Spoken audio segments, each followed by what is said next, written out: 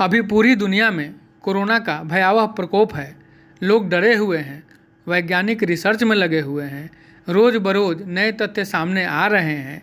चूँकि यह बीमारी नई है और रिसर्च अभी चल ही रहे हैं, कोई फाइनल फाइंडिंग सामने नहीं आई है, लिहाजा सोशल मीडिया पर अधकचरे ज्ञान धड़ल्ले से वायरल हो रहे हैं, जिनके प्रभाव से लोग और डर जा रहे हैं और डर के मारे लोग एक दूसरे की मदद नहीं कर पा रहे हैं।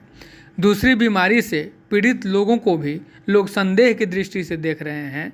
खासकर कोरोना संक्रमण से अगर किसी की मौत हो जाती है, उसके बाद तो स्थिति और विकट हो जा रही है। ऐसी स्थिति सामने आ जा रही है कि सगे संबंधी भी मृतक का शव लेने से इनकार कर दे रहे हैं। बिहार, दिल्ली, महाराष्ट्र आदि कई राज्यों से ऐसी खबरें सामने आई हैं कि मृतक के पत्नी पुत्र भी लाश लेने से इनकार कर दिया। कई बार ऐसी स्थिति भी सामने आई है कि मृतक के अंतिम संस्कार में कोई शामिल नहीं होना चाह रहा और अकेले ही किसी को अपने प्रियजन का अंतिम संस्कार करना पड़ गया। तो कई बार शमशान घाटों और कब्रिस्तानों में लोग कोरोना से मृतकों के शव का अंतिम संस्कार होने का विरोध करने लगते हैं। पिछले दिनों पटना के बास घाट में कई ऐसे वाक़ये हुए हैं जिनमें लोगों ने अंतिम संस्कार करने का विरोध किया और वहां हंगामा खड़ा कर दिया। बांस घाट के नज़दीक ही पटना का PMCH अस्पताल है। यह कोरोना डेडिकेटेड अस्पताल है, लिहाजा यहां मृतकों के बांस घाट पर ले जाया जाता है ताकि उनका अंतिम संस्कार हो सके, लेकिन स्थानीय लोग इसमें विरोध करने लगते हैं और हंगामा हो जाता है। वैसे तो कोविड-19 एक बहुत ही संक्रामक वायरस है और शारीरिक दूरी जरूरी है, पर कोरोना मरीजों से घृणा और भेदभाव की स्थिति कहीं से भी सही नहीं कही जा सकती। इसका सबसे बड़ा कारण सही और वैज्ञानिक जानकारी का अभाव तथा सोशल मीडिया के अधकचरे ज्ञान पर भरोसा करना है।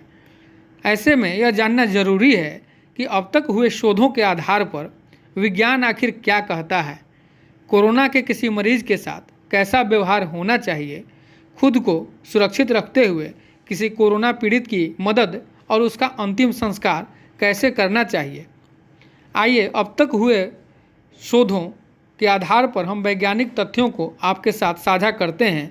यह जानना आपके लिए बहुत ज़रूरी है, इसलिए ध्यान से सुनें।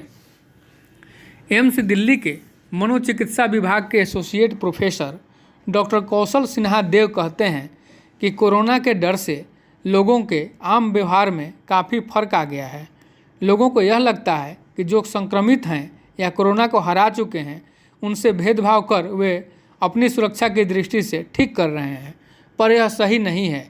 इस माहौल में भी खुद को सुरक्षित रखते हुए एक दूसरे की मदद की जा सकती है। ऐसे में ज़रूरी है कि पूर्वाग्रहों को छोड़ा जाए, कोरोना वॉरियर्स और कोरोना से ठीक हुए लोगों को संदेह की दृष्टि से न देखा जाए, न ही किसी पीड़ित के साथ भेदभाव किया जाए, क्योंकि संक्रमण किसी को भी हो सकता है और किसी का संक्रमित हो जाना न तो उसकी व्यक्तिगत गलती है और न ही वह इसके लिए दोषी है। इसलिए प्रोटोकॉल के अनुसार 6 फीट की शारीरिक दूरी, मास्क आदि का ध्यान रखें, पर यह जरूर ख्याल रखा जाए कि लोगों के साथ मानसिक और भावनात्मक दूरी न बन जाए। पिछले दिनों देश के बड़े सामाजिक कार्यकर्ताओं, वैज्ञानिकों, डॉक्टरों और मानवाधिकार कार्यकर्ताओं का एक वेबिनार सेमिनार हुआ था। इस सेमिनार में मुख्य बिंदु यही था कि कोरोना मृतकों का अंतिम संस्कार कैसे हो। वेबिनार में वैज्ञानिक तथ्यों के आधार पर यह बताया गया कि कोरोना संक्रमण और उससे हुई मौत को झेल रहे परिवारों पर यह दोहरा और अनावश्यक आघात की तरह होता है। किसी प्रियजन की मौत के बाद सबसे पहली जिम्मेदारी उसकी सम्मानजनक तरीके से अंतिम विदाई होती है। शोक की प्रक्रिया इस अंतिम संस्कार से ही शुरू होती है। पिछले 15 मार्च को स्वास्थ्य एवं परिवार कल्याण मंत्रालय ने एक विस्तृत गाइडलाइन जारी की थी। इस गाइडलाइन में अंतिम संस्कार के दौरान अपनाए जाने वाली प्रक्रियाओं और किए जा सकने वाले कार्यों के बारे में विस्तारपूर्वक बताया गया था। गाइडलाइन में यह बताया गया है कि सुरक्षात्मक उपकरणों का प्रयोग कर मृतक के परिजन अंतिम दर्शन और वैसे सभी धार्मिक कार्य कर सकते हैं जिन्हें बिना शारीरिक संपर्क के पूरा किया जा सकता हो। वास्तव में ऐसा कोई वैज्ञानिक या तार्किक कारण नहीं है जो सामाजिक दूरी और सुरक्षा निर्देशों का पालन कर रहे लोगों को अपने प्रियजनों का अंतिम संस्कार करने से रोकता हो। शारीरिक संपर्क किए बिना लोग अपनी मान्यता के अनुरूप प्रियजनों का अंतिम दर्शन और अंतिम संस्कार कर सकते हैं। हाँ, यह ध्यान रखना होगा कि ज़्यादा लोग एक साथ एक जगह पर उपस्थित न हों, वृद्ध और बच्चे न हों तथा उपस्थित लोग उचित तरीक़ा से मास्क लगाए हुए हैं और सुरक्षात्मक उपकरण लगाए हुए हों। अगर धार्मिक मान्यता के अनुसार खाने पीने का इंतजाम करना भी जरूरी हो तो यह खुले स्थान में किया जाए, शारीरिक दूरी का पालन करते हुए किया जाए और सबके बर्तन अलग रखे जाएं। विज्ञान ने यह कभी नहीं कहा है कि अंतिम संस्कार के पहले परिजन मृतक को नहीं देखें। पिछले दिनों पटना सिटी में एक ऐसा वाकया हुआ जिसने लोगों को सोचने पर मजबूर कर दिया। यहाँ के एक व्यक्ति की कोरोना के संक्रमण से मौत हो गई। 48 घंटे तक शव उनके घर में ही पड़ा रह गया। चूँकि मृतक के 2 पुत्र थे और दोनों पुत्रों ने आसपास के लोगों को, सगे संबंधियों को फ़ोन से सूचना दी, पर कोई उनके पास अंतिम संस्कार में शामिल होने के लिए नहीं आया। उन्होंने फिर प्रशासन को सूचना दी। प्रशासन ने भी कोई रिस्पॉन्स नहीं दिखाया और 48 घंटे तक उनका शव उनके घर में ही पड़ा रह गया।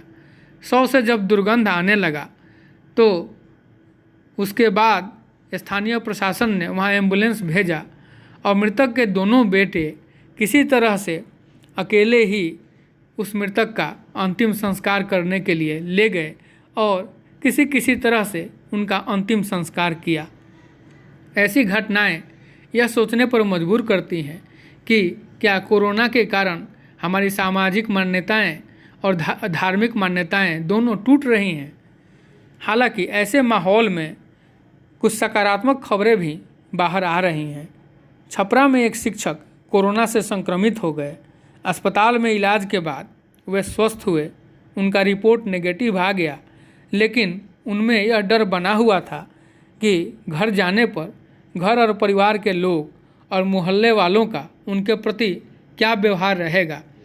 क्योंकि जब वे संक्रमित हुए थे और अस्पताल में जब उनका इलाज चल रहा था, उस दौरान उन्होंने ऐसी कई तरह की घटनाओं की चर्चा सुनी थी जिनमें कोरोना से ठीक हुए लोगों के प्रति भेदभाव का व्यवहार किया जाता था।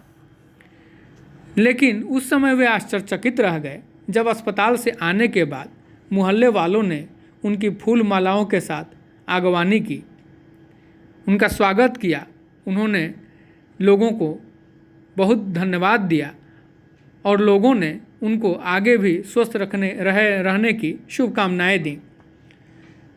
हालांकि यह भी ज़रूर है कि लोग डरे हुए हैं, लेकिन ऐसा डर भी नहीं होना चाहिए कि सामाजिक मान्यताएं ही ख़त्म हो जाएं। महामारी आई है और जाएगी। पहले भी कई महामारियां आई हैं और गई हैं, पर मानव प्रजाति और हमारा समाज सदियों से कायम है और आगे भी सदियों तक कायम रहेगा। बस इतना ख्याल हमें रखना है।